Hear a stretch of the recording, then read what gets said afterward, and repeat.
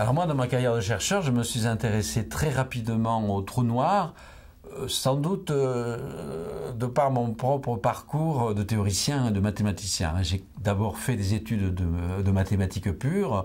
J'ai lu après, dans les années 70, quelques ouvrages de bonne vulgarisation sur la cosmologie et la relativité générale.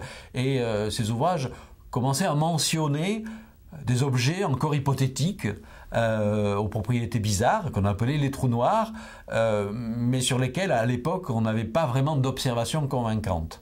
Alors moi qui adore réfléchir sur ce qu'on ne voit pas directement, sur l'invisible, évidemment ces objets me fascinaient, d'autant qu'ils étaient censés produire d'énormes distorsions de l'espace et du temps.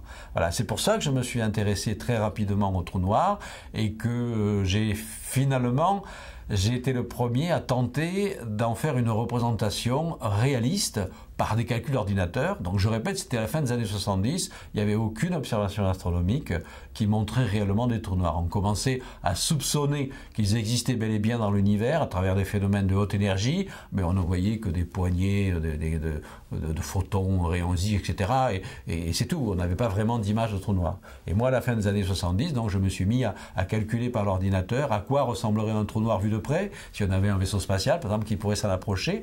Ce n'était pas une vue d'artiste, c'était un vrai calcul scientifique où on intégrait les trajectoires des rayons lumineux dans l'espace-temps courbe. Et voilà, et j'ai publié cette image en 1979, de l'image de ce sorte d'un œil noir entouré en fait d'un halo brillant qui est un disque de gaz chaud autour de lui, mais l'image du disque est complètement déformée justement par la courbure de l'espace-temps autour du trou noir. Je dois dire pour l'anecdote que donc à l'époque où j'ai fait ces travaux, je répète, j'étais dans le milieu des astronomes au sens traditionnel du terme qui faisaient des observations à l'Observatoire de Paris et de Meudon, et on continue un petit peu à regarder les trous noirs comme une jolie fantaisie de mathématiciens n'ayant guère de réalité astronomique. Et c'est vrai que le fait déjà de publier cette image dans une grande revue qui a été reprise après dans des articles de vulgarisation, ça a contribué à donner un peu plus de crédibilité aux trous noirs. Et pour l'anecdote, je me souviens que donc l'article que j'avais écrit évidemment en anglais dans une revue spécialisée,